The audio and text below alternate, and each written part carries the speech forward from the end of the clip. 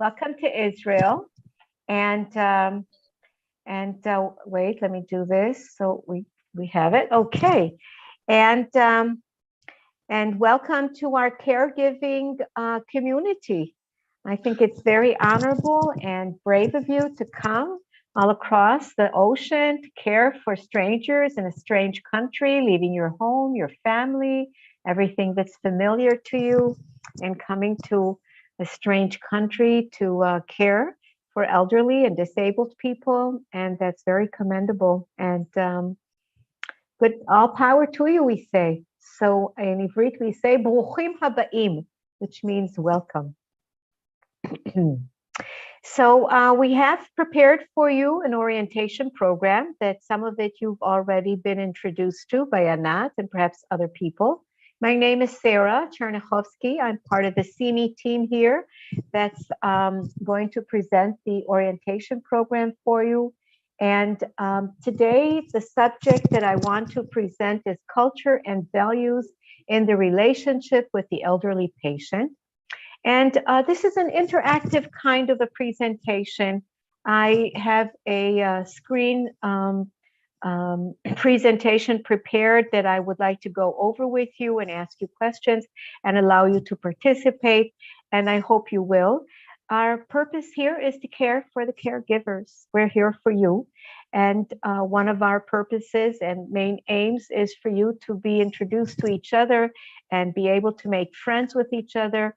And in this way, perhaps serve as a support group for each other and allow each other to help one another, right? This is one of our purposes. And Anat and I and Yaakov. Yaakov, you want to introduce yourself as well?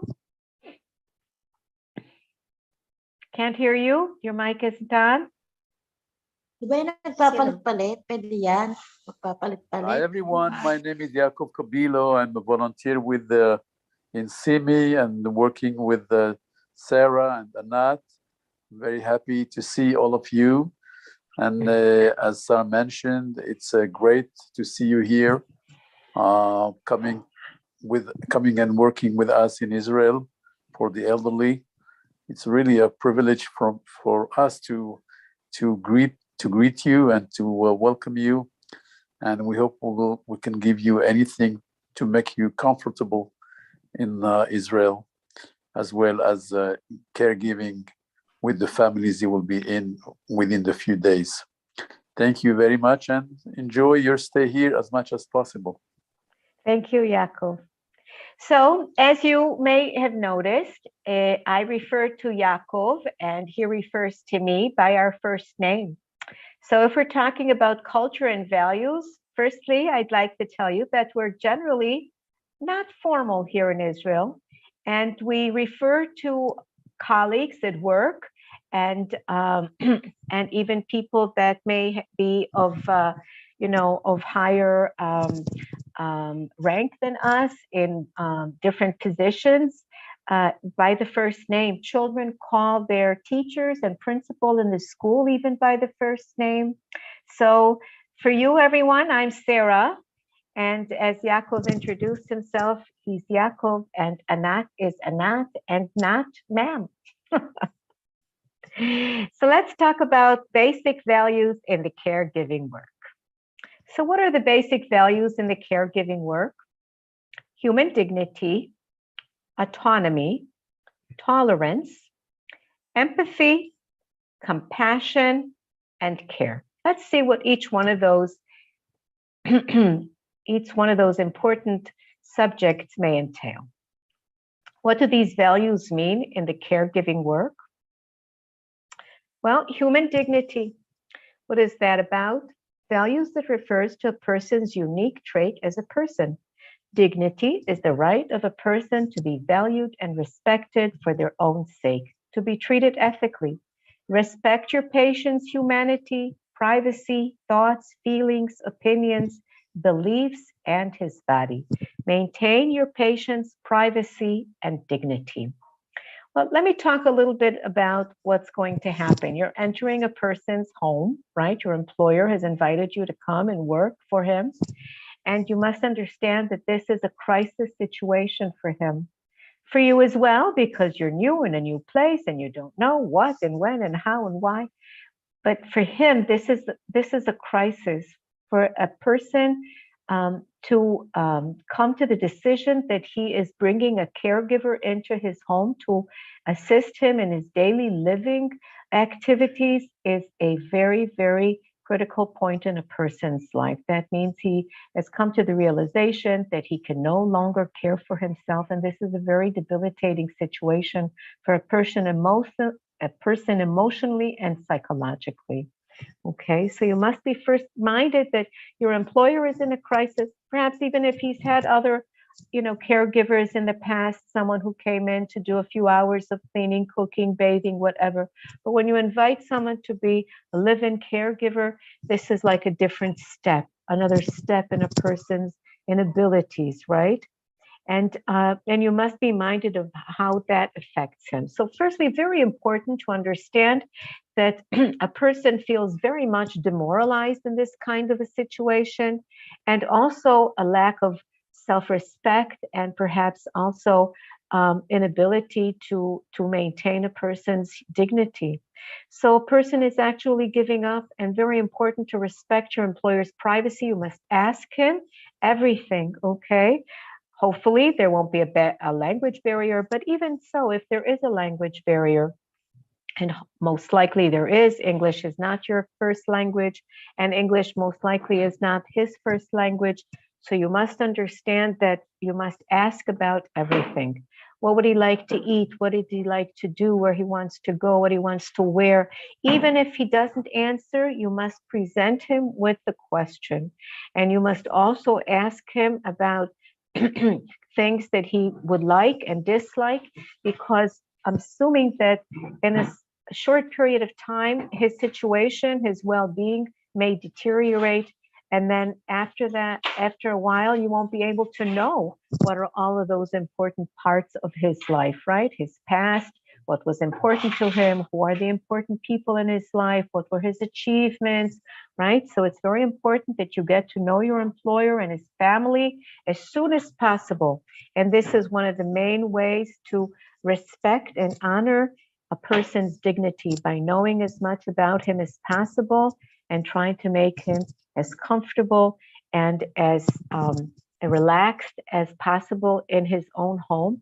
Because the minute someone strange comes into his home and you're a stranger, automatically there's tension, automatically there's discomfort. Even if they smile a lot and they, do their best to make you feel comfortable, even so, having somebody new in a situation of the dynamics of the house, of the family, is also a stress-inducing situation.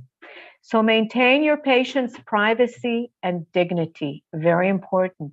Try not to, how do I say it, not to take up a lot of space, in the sense that, you ask questions gently, softly, and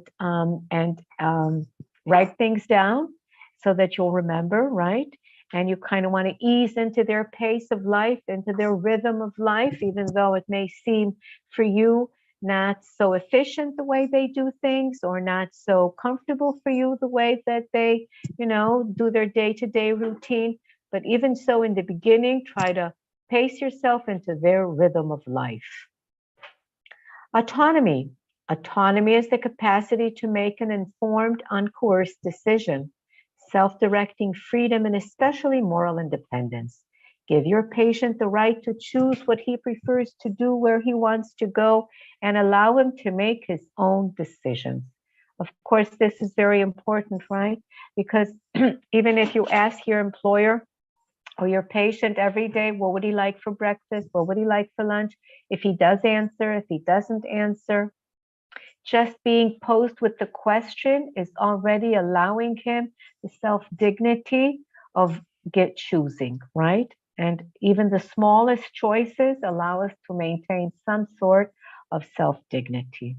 So you must be minded that even though you see your employer's disabilities, that's not that's not the whole person.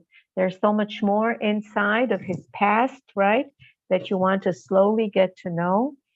And you must use all of your charm and all of your social and emotional sensitivities in order to try to find out as much about him as possible. You know, when we go to work, caregivers, what's in our toolbox? Our personality, right?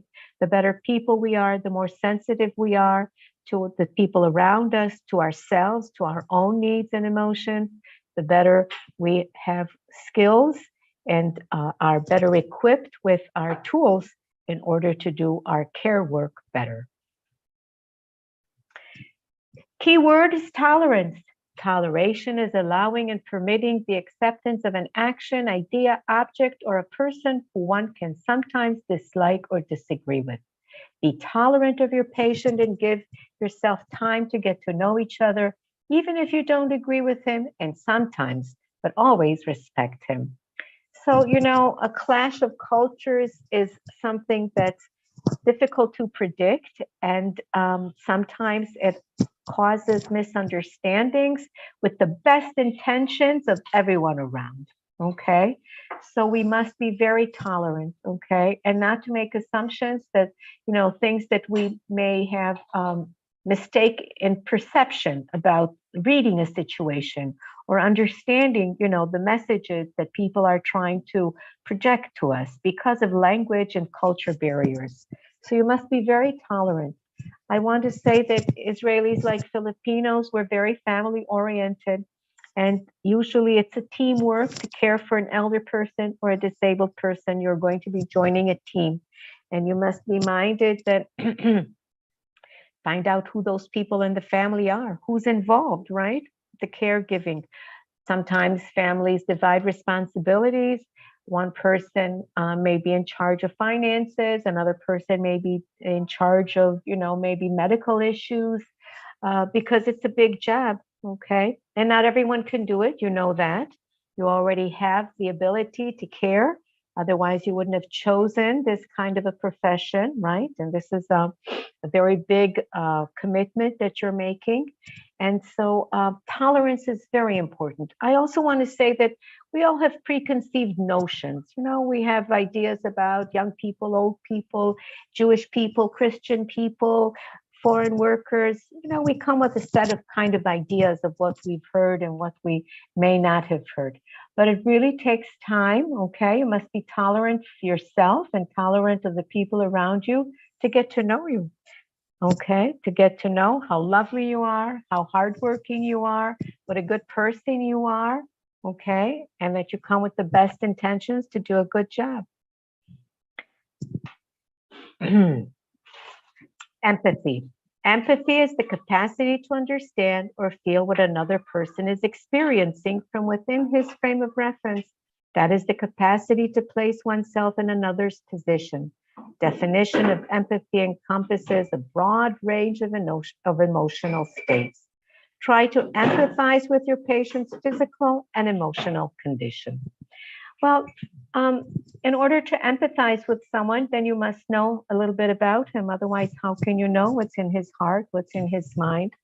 And so it's very important, like I said, take the time, look at family albums, ask who the people are, walk around the house. There are books, there are pictures, there are knickknacks on the shelves. Try to ask where they bought it, what were the circumstances.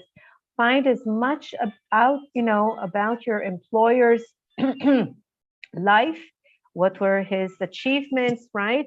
Were the important people to him? What were his losses, his disappointments? Most people in Israel are immigrants. And so we are a country of a lot of different cultures speaking many, many languages.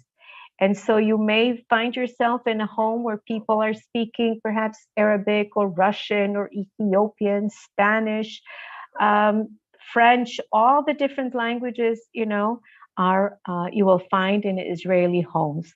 And people bring their culture with you as you bring your own culture with you as well.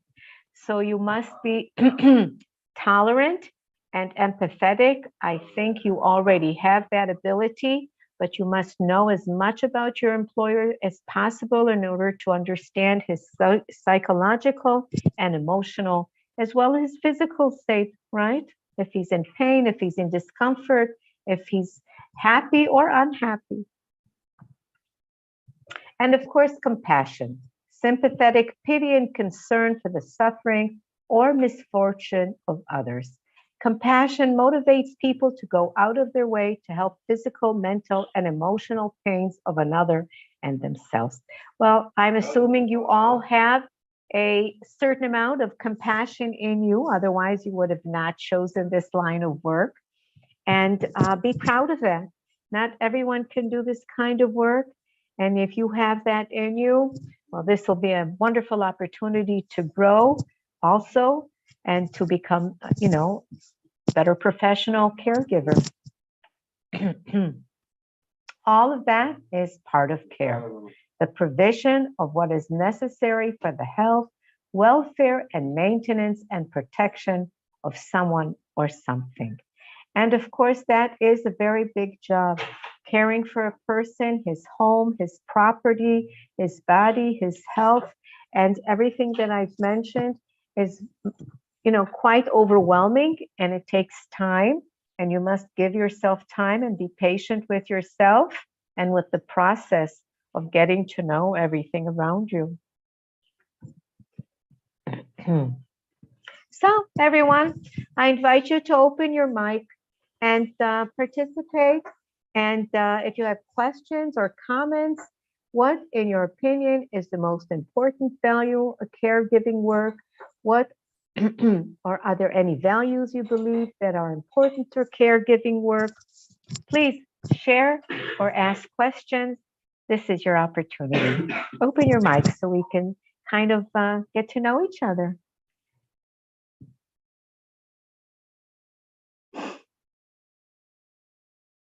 Florence, did I see you saying something? Want to open your mic? Want to share something? Hi. Hi. Co-workers are co-caregiver already, yes, by her employees. So they just by her. I didn't hear you. Can you speak up again? Our co-caregiver mom already get by her employer, so we just wish her good luck. Your employer's coming to pick you up? Is that what you're telling us? No, my other co-caregiver. Oh, co-caregiver, another co-caregiver. Okay, that's okay. We share the best. And, Okay. and I hope we will see you on Sunday. Okay. Would anyone like to comment about things that I've spoken about? What, in your opinion, is the most important value in caregiving work? Or are there other values that you believe are important in caregiving work that perhaps I haven't mentioned? Anyone like to say? Let me try, ma'am. Hi. Hello, ma'am. Manuel. Yes, ma'am. Nice to meet you, Manuel. Nice to meet you, ma'am. What is your opinion is the most important value of caregiving work? I think it's the most important is by giving care, saving life for the people, especially the patient. Being compassionate is the most important as a caregiver. And other values you believe that are important for caregiving work is that you can say that. Hello, ma'am. Hi. Hi, ma'am. I'm Maria Christina. Myra, is that your name? Maria Christina. Maria Christina. Nice to meet you, Maria Christina. Hello, Did you ma'am. want to also add something of Yeah, ma'am. values? Maybe add also something like you have sympathy, then and most especially you need to treat your patient not only a patient As a family. but as your one of your loved one, as your family also. Okay.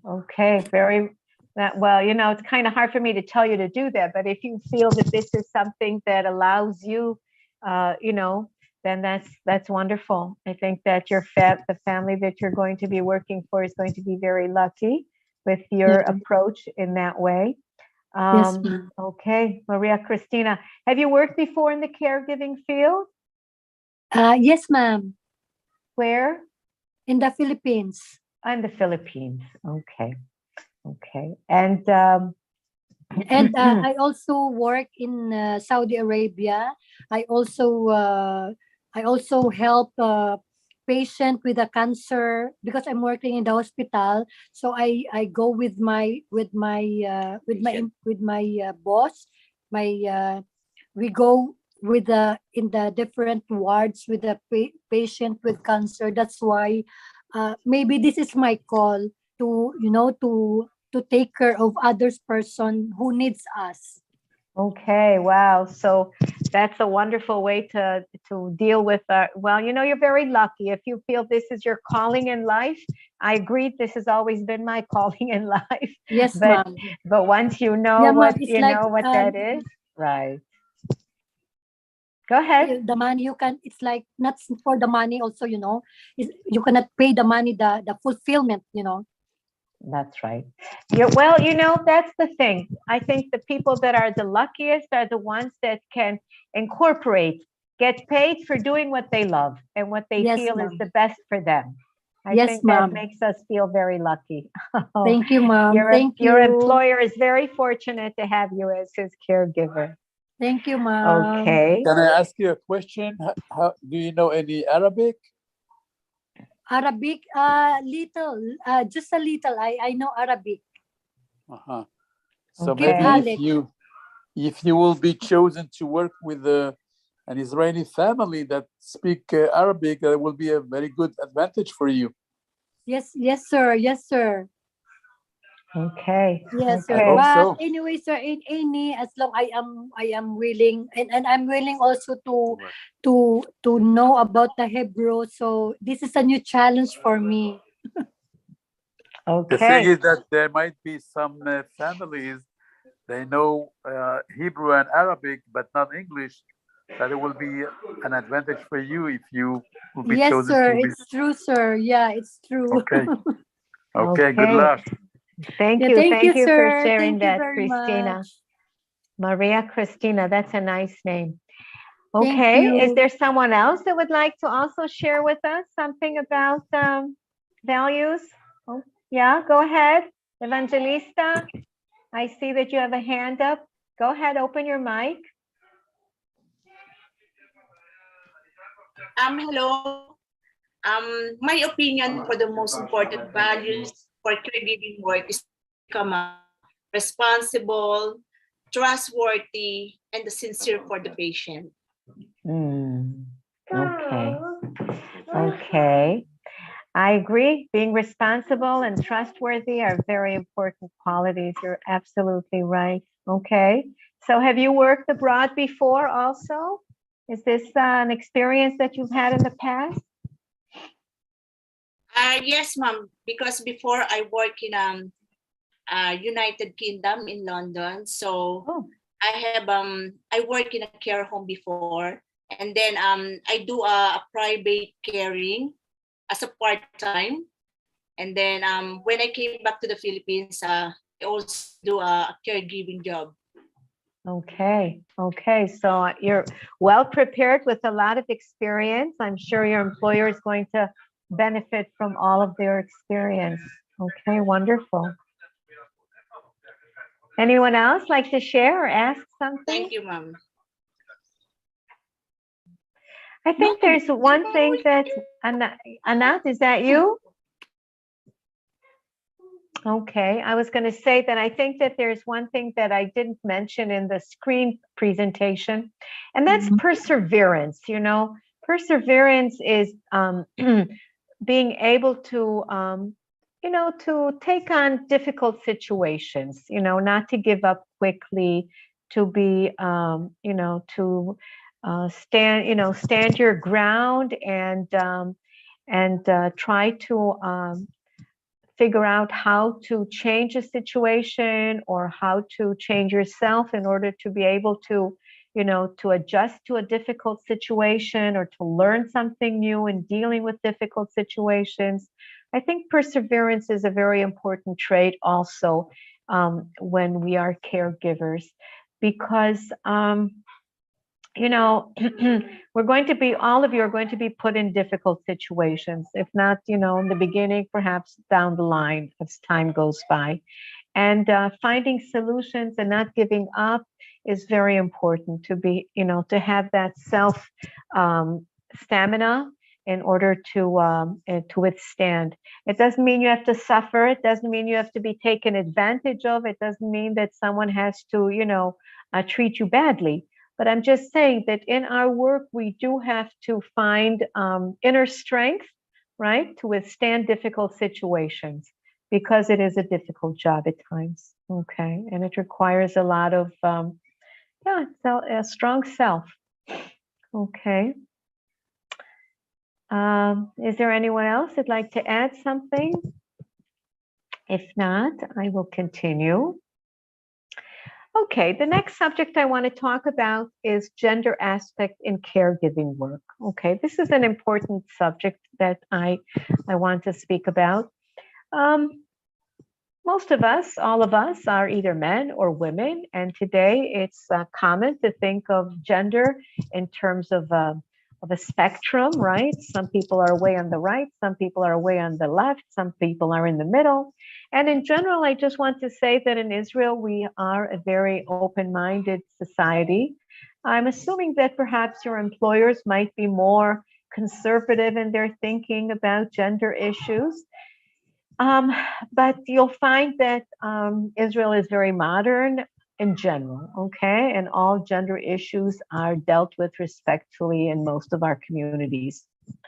I do want to say that sometimes when you are in an employment with a new employer, and you're not speaking the language and you're not familiar with the culture, you may be, how should I say it, approached inappropriately, okay, in terms of sexual harassment. So I want to say that under no circumstances do you need to, to be tolerant of any kind of inappropriate sexual harassment. Number one, no. So I want to say this very clearly. Sometimes there are cultures where a person may feel embarrassed or may feel overwhelmed or embarrassed, ashamed. I don't know, when they're approached inappropriately, especially in a work situation, and they don't know how to deal with it. So I want to tell you how you deal with it here in Israel. If you feel that you are being approached inappropriately, okay, sexually, then what you do is you look a person in the eye, straight in the eye, and you say, no, this is not my intention. I do not agree. This is not part of my work. This is not appropriate, okay? This will not happen again. You may not approach me in that way anymore, okay? This is something that's very important, okay? Not shy. You have to be, in a very respectful, firm tone. You look a person in the eye and you say exactly what I said. No, this is not part of my work. This is not what this is not what I want, and this is not going to happen again. Okay, that's very important that you relay a message in a very direct and straightforward way. A few facts about gender and care work. Although most of the caregivers are women, there are also many men who are caregivers, especially when a man needs to be cared for. Some of the female caregivers provide care for a man or live in a home where a man may live. And some of the male caregivers provide care for a woman or live in a home where a woman may live. So as I said before, I don't know about the specific situation of where you're going to be. Sometimes a husband or a wife, depending, someone of the opposite sex, or perhaps you're caring for an opposite sex person of yourself, if you're a woman caring for a man or otherwise. Sometimes when you're very gentle and soft-spoken and smile and kind, and you're caring for a person in a very intimate way, right? You're bathing them, you're feeding them, you're touching them. sometimes people may misunderstand that, right? For being approached sexually, that you are perhaps approaching them in that way. But again, it's very important that if you feel that your intentions or the way you're presenting yourself is being misunderstood, then you say, yes, I'm a kind, gentle, soft-spoken, smiling, happy, gentle person, right? But no sexual interaction is any part of our work, okay? And if you're approached perhaps by the spouse or by a son or someone else in the vicinity, the same exact reaction, okay? Under no circumstances, you don't wait for tomorrow, you don't wait for another day. That's how you respond, okay? If a situation that's uncomfortable to you persists, then you must ask for help, okay? You must ask the social worker in the agency perhaps to intervene for you, or present CME with a question that perhaps they could also intervene for you. And of course, you can also share difficult situations with family members and ask them if this situation occurred in the past, how to deal with it. Sometimes you get their help. Sometimes they can call a doctor, to perhaps change medication. Many things can be done, okay? It's not something that's on you alone, okay? And zero tolerance. Very important that you understand our position about that. How does gender contribute to the caregiving relationship? Although women usually care for children, adults, parents, spouses, and other family members, there are also men who have these abilities. Women naturally have the ability to care for others with empathy, compassion, concern, and love, but men can also have good caregiving qualities and abilities, and some men like to take care of their families and work in the care field. Your caregiving qualities are an asset. Be proud of them and use your caregiving abilities to provide good quality care. Exactly. Not everyone can do this job, you know that. And we are not technicians, we're not drivers, right? We're not the mechanics. We are in the care business. And that's why it's so important to present ourselves in a very direct, straightforward, in a straightforward manner. And again, very important, because language and culture are already a barrier in the interaction and understanding. Big space for misunderstanding. So it's very important to speak directly, okay? Short messages, and look a person in the eye. This is how we do communicate in Israel, okay? Look a person in the eye. Don't be afraid to do that. If you're shy, and if you don't do that, you may be misunderstood. Gender issues. When treating a man or being close to a patient or a spouse, sexual harassment can occur, and it's important to be aware of it. And here are a few tips on how to deal with sexual harassment, okay? On this YouTube presentation, you can look at it at your own time, and perhaps you may find some helpful tips. You may never encounter a difficult situation like this, but even so, because it's a very important issue, we find it necessary and important to speak about it right in the beginning, okay? Under no circumstances do we want you to feel unsafe or compromising, okay? I want you to understand that. Again, I invite you. Do you have any concerns about being a man or a caregiver? Do you think caregiving work is easier for a man or for a woman? And do you think caregiving will be harder because you're a man? Has anyone cared for someone of the opposite sex? Do they have any, tips or advice or questions about those issues here with us? Anyone?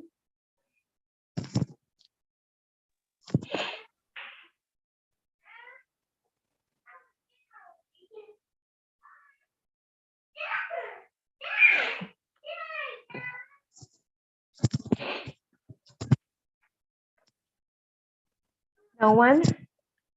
Anat, is there something you want to say? Yeah, I wanted to ask if your grandkids over there. Oh, that's what I wanted to ask you. Do you hear it?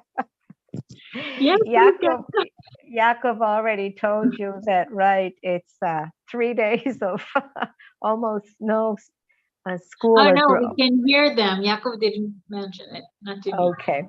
Okay. Yeah. They're horsing around in the back. I hope it's not too much of a nuisance. Okay. Sounds of joy. So, Yeah. or a mess. Does anyone know if they're going to be caring for someone of a different sex than themselves, of a different gender? Anyone?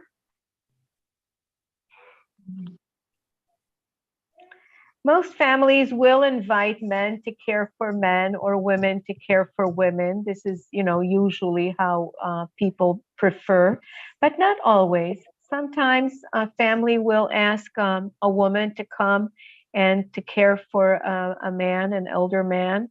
And in and some men, would rather be touched and cared for by women. This is something that they're used to and makes them feel more comfortable, and perhaps also makes them feel, more dignified. Or the opposite, it's a very individual kind of a thing. Sometimes families will invite a man to care for a woman if perhaps there's more physical strength involved in the caring. We know that most Filipino ladies are smaller and more delicate, and so if there's a big person, perhaps more strength is necessary. Okay. Anyone have anything, any questions, any comments at all about what I've spoken about before?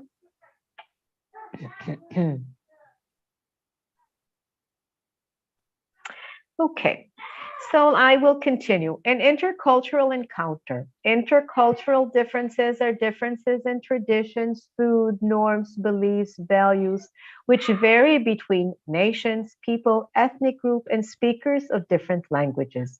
Every culture has its own way of expressing itself.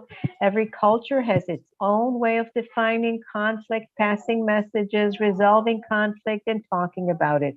Every culture has its own ways to express emotions and talk about emotions. I'm assuming that most people don't talk about emotions to strangers. So that's, a very big responsibility to try to find out, as I said before, as much as possible about your employer. I want to say that, of course, I don't know how much you know about your employers, but like I said, languages and customs people bring with them from different countries. Most Israelis are immigrants, and you may find yourself speaking, Russian, Yiddish, Ethiopian, Arabic, as well as learning Hebrew for outside of the home negotiation. So you're going to be on a large learning curve. You must be minded that, the kitchen is a very sacred place in the home. I'm sure it is in your own home as well.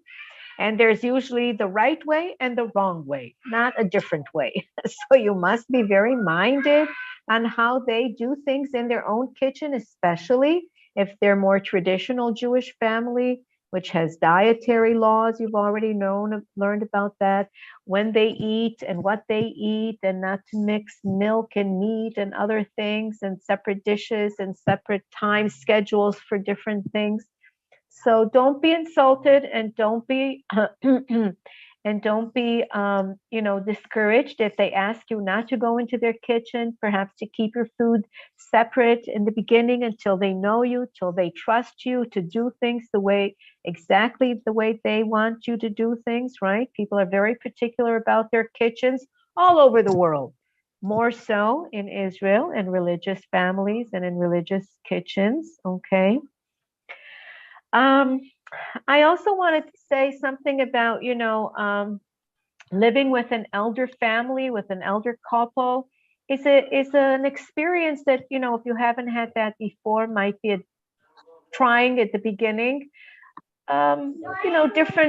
Different noise level. My grandson wants his pacifier. In terms of noises and smells, you must be very minded about your own personal self, okay? kind of shampoo you use, the kind of lotion you use, the kind of spices that are good for you. All of those things are presenting a strange kind of an atmosphere in the home for your employer, and you're going to be encountering the same thing from them as well. So it's an adjustment. Hot water, when you can take a shower, how many showers, how much electricity to use. In Israel, people are very minded about water and electricity because it's expensive. And you must know that most elder people are pensioners. Obviously, they have a fixed income, if they have an income or at all, or if they are dependent on other family members to, support your, this kind of a support system, having a caregiver in their home. So, the fact that they're bringing a caregiver in the home doesn't necessarily mean that they have an affluent monetary situation. They may not be. And so there might be all kinds of comments about, how much water you use or how much electricity and so on and so forth. So be patient, be tolerant. Once they know how wonderful you are, they will appreciate you and want you to be happy and comfortable as well. But it is a process of getting to know each other. Okay. How to adjust to a new culture. Be patient and give yourself time. It's important that you keep your culture and customs and traditions. A few tips on how to adjust to a new culture on this YouTube presentation, okay? And you can look at it at your own time, okay? Again, I invite you to participate and ask questions or answer my questions. Have you heard anything about Israeli culture? What have you heard? Do you have any concerns about adjusting to Israeli culture? Do you have any questions about Israeli culture? Anyone?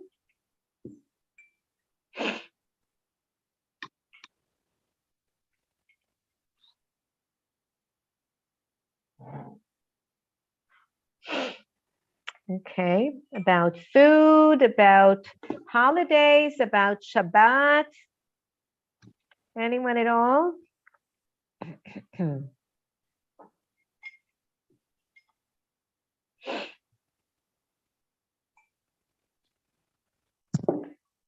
Okay. And now let's take a 5-minute break, and then we're going to come back. Okay, and we'll talk about forming a relationship. Okay, what are the key issues in forming a relationship? So let's take a 5-minute break, everyone. Okay. Everyone.